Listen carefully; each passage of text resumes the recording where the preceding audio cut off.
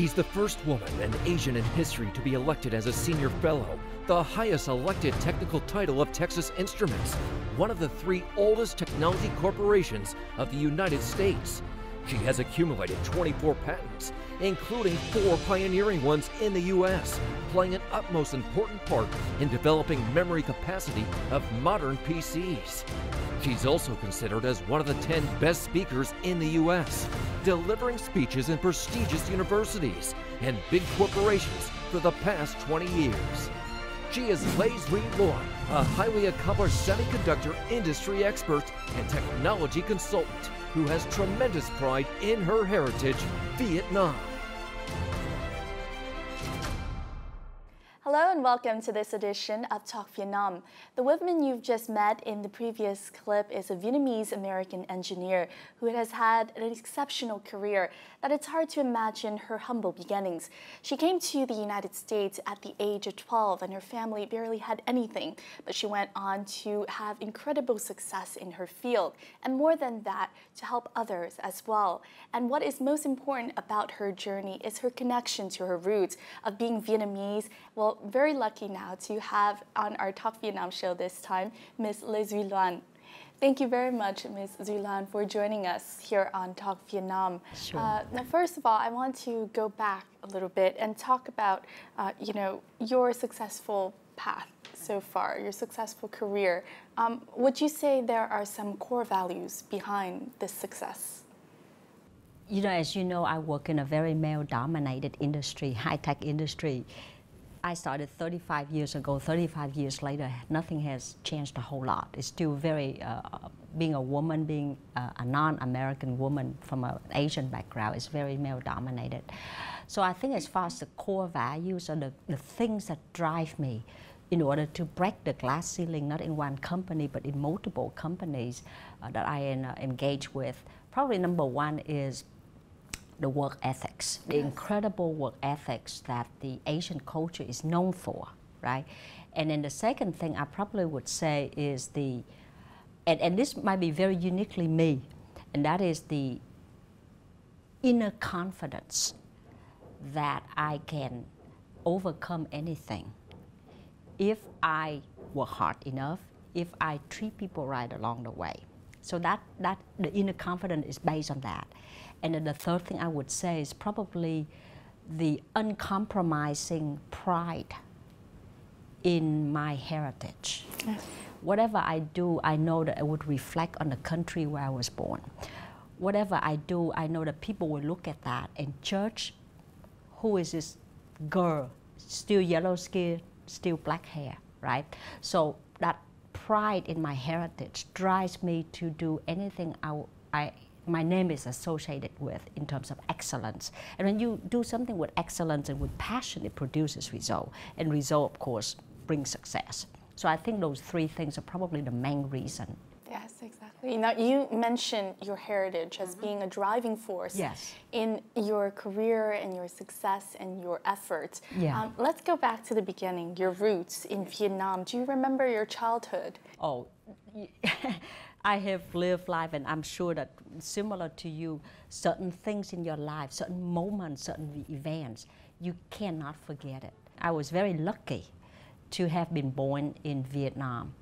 And the first 12 years of my life in Vietnam shaped pretty much who I am. Probably the most memorable moment is the day I was just finishing the test. After 5th grade, in order to get to the public school, you have to really do well on the test, right?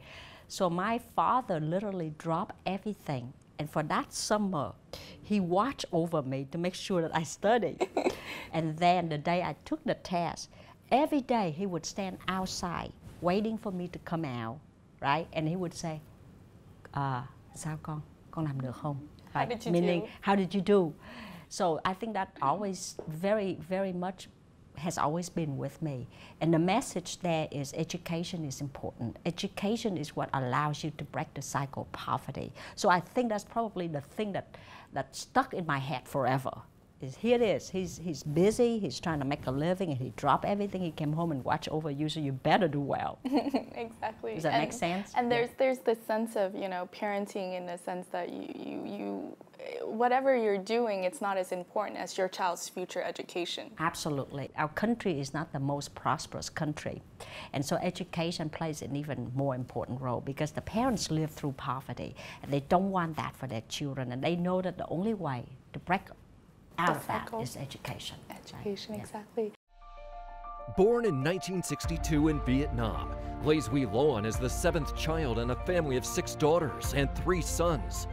Raising his daughters in a country where often only sons receive higher education, Mr. Lay dreamed big and told his 6-year-old daughter, Duy Loan, you will be an engineer while your 2 older sisters will be a doctor and a lawyer.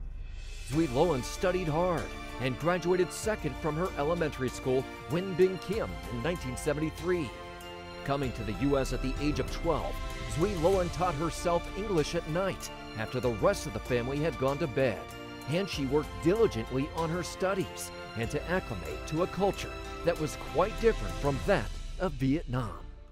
Tell us about, you know, your first years going to school in this completely new country.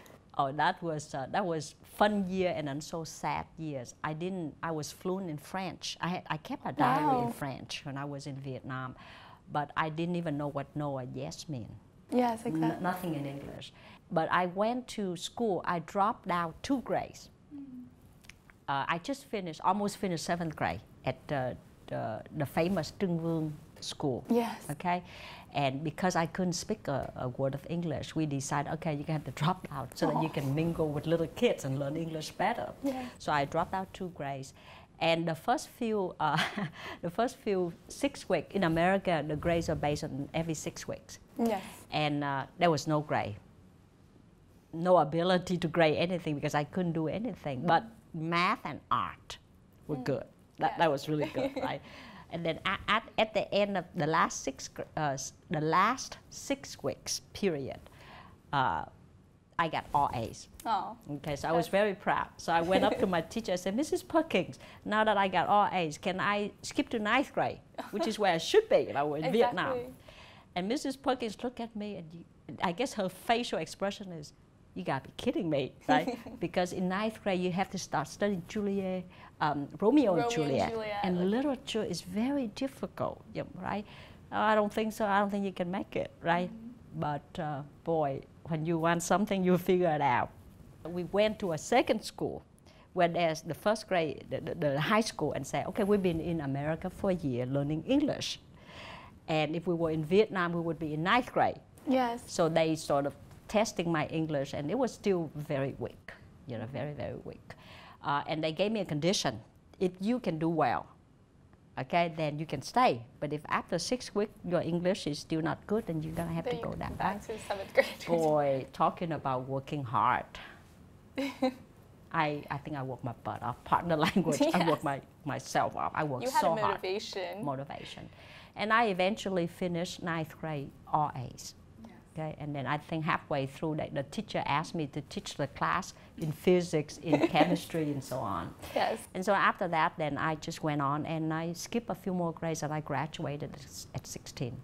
Yes, exactly. How was it graduating at 16? I mean, going from a point where you were pushed back 2 years to the point where you're graduating 2 years before the entire class. You know, the surprising thing to you is I don't think my mom had any idea whether I was doing good in school or not, because she was too busy herself, right? Trying to find work, making a living, learning English. You think it was hard for me. Think about how hard it is for the older generation. And especially she didn't have her husband, her older son either, right? So on the day of graduation, I said, Mom, tonight or tomorrow night, the next day, I need you to take off from work, right? What for? I say, to attend my graduation. And she didn't even know that you were going to graduate. I think on the night of the graduation, I was in front of 3,000. We did it in the open sky. 3,000 people, students and the parents and the grandparents and all of that. When I got up on the stage, I think, and delivered a valedictorian speech. Yes. That's when she knew I think I graduated at the top of my class. Yes. So I think it was really a moment of proud. A moment of proud in the sense that I've been able to overcome. I've been able to bring honor to the family. I've been able to bring honor my father's wish and importance of education. And I was proud to be Vietnamese American. Starting her first professional job in 1982 at Texas Instruments, or TI, as a memory design engineer, Duy Loan was assigned to increasingly difficult tasks, leading to her promotion as design manager 7 years later. She was responsible for bringing up the multi-billion-dollar memory product line with joint venture partners in 5 countries and 3 continents for the first time in TI's history. In 2002, she was nominated and elected to the 5th rung of the technical ladder, Senior Fellow, becoming the first Asian, the first woman, and one of the youngest individuals in TI's 75-year history to be nominated and elected to the rank of TI Senior Fellow. So now I understand that you began your first real job at Texas Instruments at the age of 19. Tell us about that beginning. The first years there was, I have to say, it was hard. TI is known in the industry as the training institute, meaning you get in there, the pace is intense, and the complexity of the work is huge because TI is known to invent many things, right? It was really long hours, but the people I work with are outstanding engineers, outstanding bosses. I have never reported to a woman, and all of my colleagues are mostly men, and I'm very fortunate they have treated me with tremendous respect. I still remember the CEO and the chairman and president of TI once told me, Duy Loan, his name is Mr. Tom Enchabas, Duy Loan, you are completely hopeless. You talk to me the way you talk to other people. I say, yes, I would treat you the same way I treat the lower engineer, right? But in return, I give TI everything I got. It is truly my first love. And TI, in return, has given me complete autonomy to do what I want, complete trust in my ability, and respect my point of views. And many things that I did at TI would not be tolerated at other company. There's no way, right? But life is always give and take. Yes. Throughout that process, what do you think helped you in the process of becoming, working really hard and eventually achieving that at such a young age? I think back to the point of work ethics. I would rather take an average person, but who has incredible work ethics. I would hire a person like that over a person who's super intelligent but doesn't have work ethics. Right? That's one. Second thing, I think you have to be able to treat people right along the way, right? I remember when I sent my son back to Vietnam for the first time, one of the things I set him down, he was 10. I said, you're going to go back and find your roots. And second, son, don't think for one moment that you are any better or any smarter or any higher class than the kids in Vietnam. Do not even think about that. And number 3 is mingle with people and treat people right. So I think the ability to treat my friends right, the ability to work hard, and then the inner confidence and that pride in my heritage, that I am not going to humiliate my family, I'm not going to humiliate my country, I'm going to prove to these Americans and the Vietnamese people are just as smart or as good, whatever that you call that. You already had those thoughts at like 12 or 13 years old. I was determined. I was determined, yeah. Yes, exactly. Besides a successful career, Duy Loan remains firmly committed to the development and well-being of her 2 sons, Duy Loan and Duy Loan. They were not given a separate Vietnamese name and American name like many others, but instead only one name that shares the same spelling and phonetic sound in both languages. According to Duy Loan, they must learn to combine the core values of their Vietnamese heritage with the goodness of the American culture and be able to feel a true sense of belonging in both worlds. Hồi còn nhỏ mẹ lúc nào cũng nói là phải học hành phải chú ý học hành là tại vì người Việt Nam là mình học mình phải biết đọc, mình phải biết viết, mình phải biết nói, rồi mình phải tôn trọng người khác và tôn trọng chúng mình luôn. Hai đứa nhỏ từ cái hồi mà nhỏ 9-10 tuổi là các em đã bắt đầu, khi mà được ai cho 1 đồng thì lấy 30% bỏ vào trong ngân quỹ, 30% thì các em có thể tiêu, nhưng mà 30% thì các em 33% thì các em phải đi để giúp đỡ cho người khác. Thì cái đó nó học từ nhỏ tới lớn. Thanks to this, Duy Loan's 2 sons now work alongside their parents in lots of meaningful activities around the world, as well as in Vietnam. Talking about your sons, throughout the years, how did you help them to be more in touch with their roots from a young age, teaching them about language, the culture? Obviously, it helps that both you and your husband are Vietnamese. It does help a lot. I was determined that this is one job that you will not fail. Doesn't really matter how many more recognitions, how many more patents I get, how many more multi-billion-dollar projects I handle. If I mess up this part of my life concerning my children, then I have failed miserably in life. So let's start with that conviction, that sheer determination that I will not mess this up. Now, what is the definition of messing it up? This is not about raising children who are going to be up there making a lot of money and having the greatest title. It's not about that.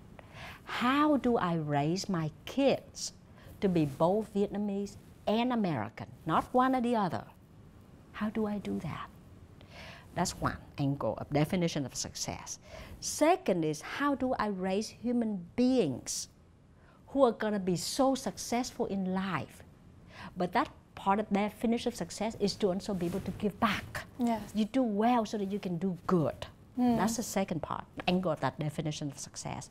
And the third thing that is part of my definition of success is to how do I give them a life that they can be happy doing what they want. Yes.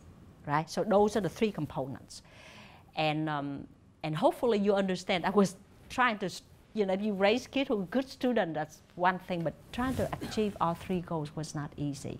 It's challenging. It is extremely raising challenging. a human being. It is probably the one part that has aged my hair. Big time.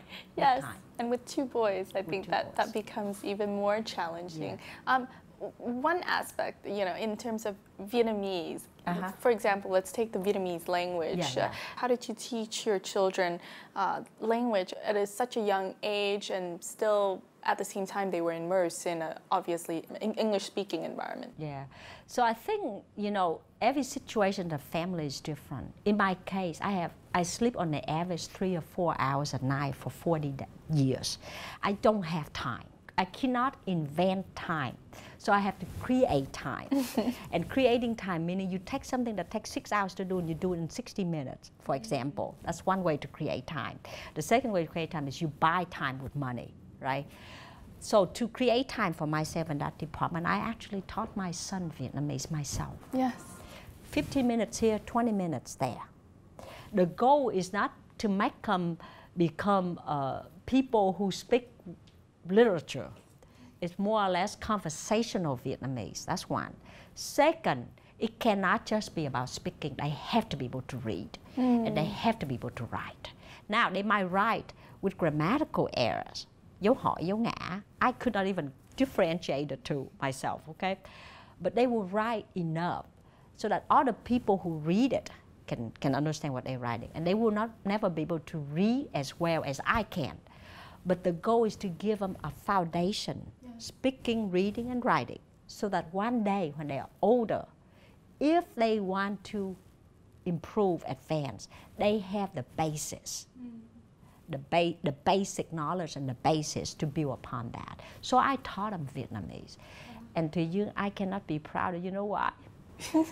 Every single card that my son gives me, Valentine, Mother's Day, Christmas, New Year, is handmade by them. And one side is always in Vietnamese and one side is in English, their handwriting. That's very sweet. Right? And I cannot be prouder when my father celebrated his 90th birthday, and my son was not the eldest grandson, but he was voted by all of his cousins to represent them and address the 300 guests in Vietnamese. Wow. And my father was very emotionally touched, very emotionally touched. Yes. With a passion for philanthropic activities and a heart for her fatherland, Duy Loan co-founded a non-profit organization named Sunflower Mission in 2002. It focuses exclusively on educational programs by bringing school facilities, teaching, and learning materials and scholarships to teachers and students in Vietnam. One special thing about the organization is the super low administrative cost. Our cost is less than 1%, which means that for every dollar that is being donated to Sunflower Mission, almost 99% of it goes to the mission, to the education for the children. We have a passion for helping others. And how do you help people in such a way that they can help themselves? And really the only answer is through education, giving them that gift of education. Every year, Sunflower Mission works hard to implement 3 scholarship programs. These programs include SAS, Sponsor a Student, DALE Scholarship, and Engineering and Technology Scholarship. Each scholarship program is designed to assist students based on different parameters in order to reach as many students as possible. Sunflower Mission's most visible work is the school building program. Every year, an excited and varied group of individuals travel to a particular place in Vietnam to participate in the work camp. The trip includes visiting school sites to complete construction, participating in school completion ceremonies, engaging with students, cultural exchanges, and providing medical services. Khi mình được ngồi xuống mà nói chuyện với từng người, coi cái đời sống họ ra sao, mình thấy rất là gần gũi với cái người ở đây. Thế nên mình thấy mình là dân Việt Nam. Mình đúng là cái nghĩa là mình là người Việt Nam. Mọi người xung quanh nhìn tôi không nghĩ là tôi là một người ngoài. Here you see a lot of families, parents with their sons or daughters, and even nieces and nephews. My 2 older daughters, they went to the work camp Sunflower Mission about 5 years ago, and that's how I learned about Sunflower Mission. So we took our sons back to Vietnam 2 years ago, and they really enjoy it, and they request to go again. That's why we decided to join this year. My brother and I, we became aware of how these kids are eager to learn, but they need schools and things to help them. I'm with my dad, my mom, and my little brother, and we're here as a family helping to build a school on this mission trip. In the 15 years of operation, Sunflower Mission has built 158 classrooms in the most impoverished parts of Vietnam and given out almost 16,000 scholarships from elementary to college level. Now, as we've seen in the previous report, many families come back as a family of volunteers. Tell us about this process of incorporating and involving so many families. From the very beginning, Sunflower Mission will be structured with succession planning in place. That's why the board has 2 generations, and there's a younger board and there's a board of advisors that's even older. So if you look across the spectrum, there's actually 4 generations that are involved with Sunflower Mission. If you are going to be successful in succession planning, you need to have a pipeline. Now, to get kids to be interested, to come here and work, of course there are those who participate, but how do I get younger generation involved? Their parents have to help, right? Yes. So there are always participation with parents and the children. That's how it started. But then slowly it became the culture. The parents want to come, and the kids come and work hard. And the parents would make comment to me, my goodness, I've never seen my kids work so hard, so proud. And then the kids would see the parents, wow, my father is completely different. He's not the normal father that yell and scream at me at home, and here he is. He's so cool, he works by my side, he never complains. So that mutual understanding, that love, that bond is also enhanced, yes. Right? So Sunflower Mission is always about family. So even at this work camp, you would see several families my family included, that have father and kids, or mother and kids, or father and mother and kids. And of course, there are people who travel by themselves, but that's the exception, and they're usually the younger professional. Yes. In this 15th year, Sunflower Mission travels to the Tiên Nhất project in Quang Nam, Vietnam.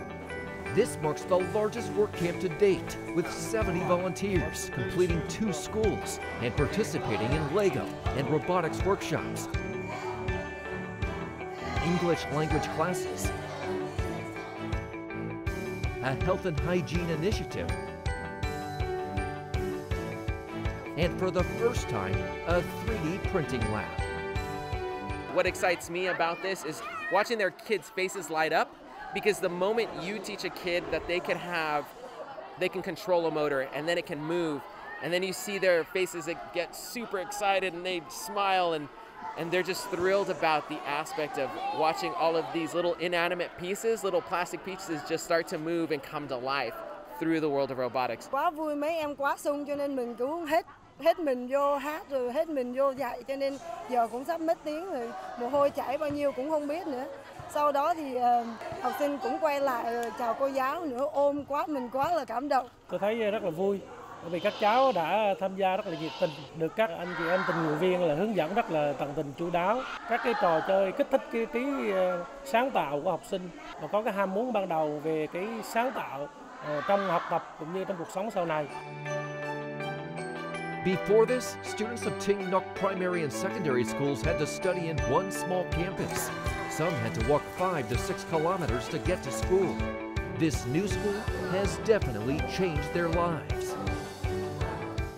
Có một lần xây trường ở Huế, khi cái trường gần xong, có một bác đến thăm trường, thì bác chắc đang làm ruộng ở ngoài kia.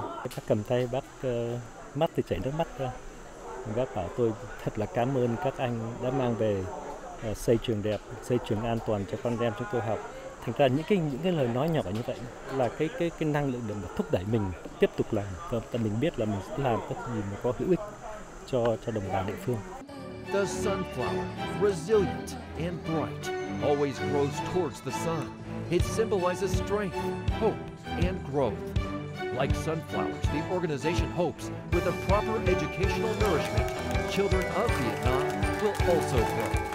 Mong chúng ta có thể truyền đạt được cho con em chúng ta niềm tự hào dân tộc, để chúng mang lại vẻ vang cho gia đình nói riêng và cho Tổ quốc Việt Nam nói chung. Để chúng luôn kiêu hùng xác nhận: mẹ ơi, con là người Việt Nam, con da vàng với dòng máu hiên ngang.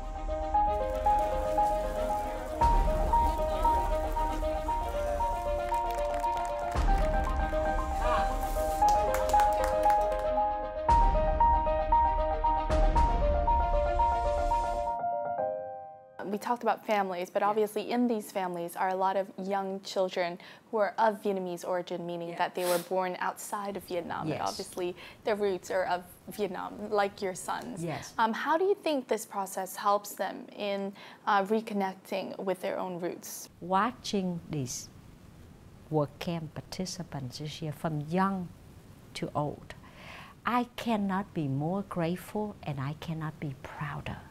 Here are the people that pay their own way to come back, work for so many hours, take a 2-hour trip from hotel to the school, 2 hours each way, 4 hours in the bus on a winding, bumpy road, under the intense heat, work so hard to finish painting, to do the 3D Lego, the robotics, the art and the English. Never once did they complain. Okay, so the work ethics is unbelievable. The devotion, the selfless giving is unbelievable. Now, when they do that, and then they see the smiles on the faces of the local kids, when they are teaching these kids Lego robotic, when they see these kids absorbing the English lesson, they are just so overwhelmed with joy, with the impression, with, wow, these kids are so smart. They share with me. You know, I got several kids that share with me. They're so smart. So I think all of that mutual understanding turn into mutual respect, turn into a sense of affection and love. You cannot be proud of your heritage if you are not proud of the people of that country. Yes. Right? You understand what I'm saying? And that cannot be taught. It has to be experienced. Yes, through action, through action, through interaction, seeing with your eyes, hearing with your ears, sensing with your hands, right? And feeling with your heart, right? That's what they get. Now, I'm not naive to say that they are exhausted. I myself are exhausted. But I think the sharing they put into the blog for the work camp and the experience will carry with them, and hopefully that would make them wanting to be part of Vietnam.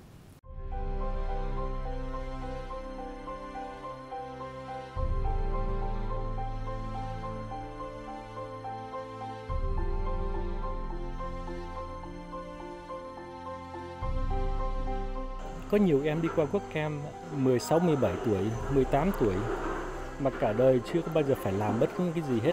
Ăn cơm xong không cần phải mang cái chén xuống dưới nhà. Thì đi qua đây ngày đầu tiên không muốn làm gì hết. Nhưng mà ngày thứ hai đó thì bắt đầu thấy mọi người làm, cũng thấy tham dự. Rồi ngày thứ ba là hăng hái làm. Đi ra ngoài nhặt đá, đi ra ngoài đào lỗ, đi ra ngoài khiêng, đi ngoài sơn.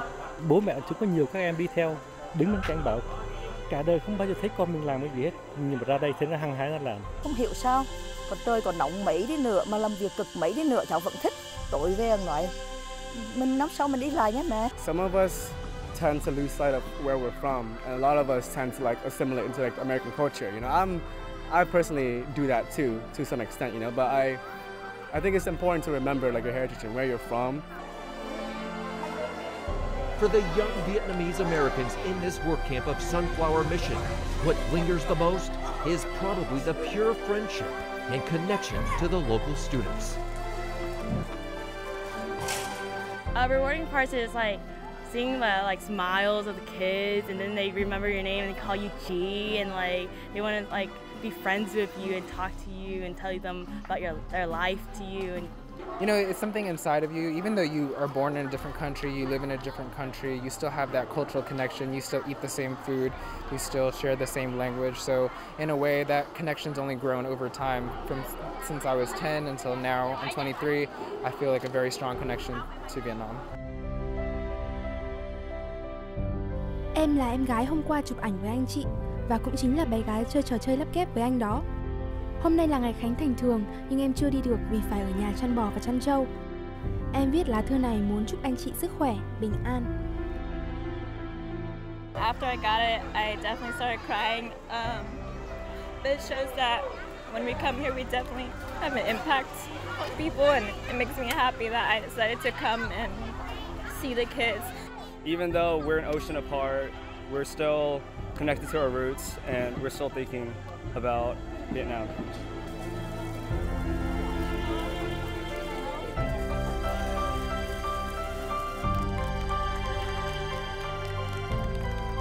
Looking back at the Sunflower Mission for the past 15 years, how do you feel? I am extremely grateful to you. I'm so grateful to all the volunteers, to all the kids, to all the donors, to all the supporters. So one sense of it is tremendous gratitude. The second feeling is a sense of pride.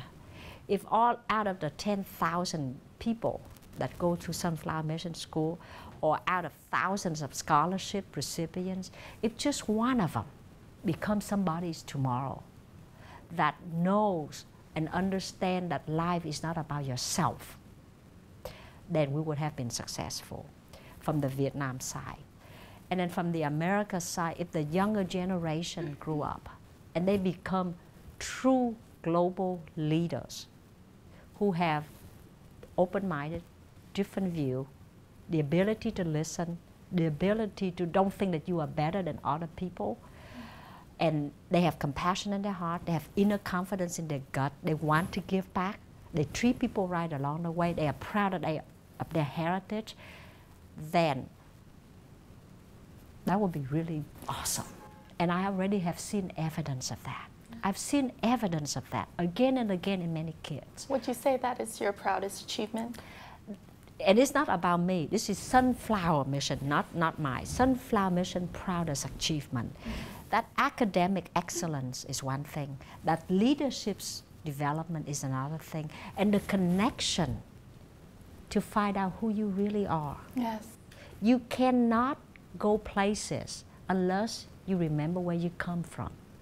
Exactly. Going back now to your own children, your sons, that you said that they grew up with Sunflower Mission. Yes. Tell us about some of the memorable experiences that you and your sons and your family had with the Sunflower Mission and going back here. When my first son came to Vietnam for the first time, he was 10. You're talking about 14 years ago. The condition was not safe from a hygiene perspective, from a communication perspective, but the boy did great.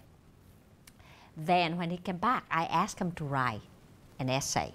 And he asked for permission to write in English so that he can write and articulate himself much better. I said, sure. And some of the things he said in that essay just stunned me, especially the last part of the saying. And I was in a different town when I read that, and I literally choked up. He wrote something to the effect that as I stand there for the first time looking at Vietnam, I know why Sunflower Mission does what it does, and I know what I can do to help. And I also feel like I belong here. He's a 10-year-old, never set foot in Vietnam, raised in, he's been pampered and taken care of very well in America. And yes, he feels a connection to the kids, to Vietnam. That is probably one of my most proudest moments in my life, that yes, thank God, 10 years, he feels a connection. You did not mess up. Yeah, no, thank God for that.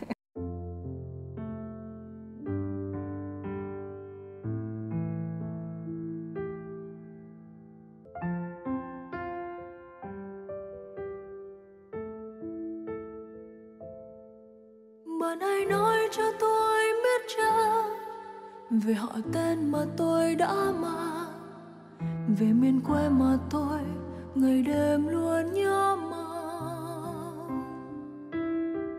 Lòng tôi mong biết đất nước tôi, đất nước đã có bao đời, được nhìn bằng đôi mắt của mình, được trở về cội nguồn của tôi. Hiểu được cái làng, cái xã, cái cây dừa, cái miếng ruộng nó như thế nào thì mới cảm thông được, mới bắt đầu yêu được cái cảnh quê, yêu được cái làng, cái xóm.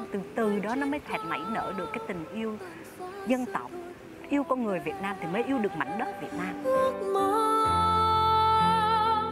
về thăm chốn thiêng, mong sao quê hương giang tay đón tôi, mong ước đến ngày trở về, lòng tôi yêu mến Việt Nam. You once said that I've loved my country ever since I was born. Yes. Can you elaborate on that? Do you think that person can be, born knowing that they are truly connected to their heritage, even though probably they weren't even born there? Yeah.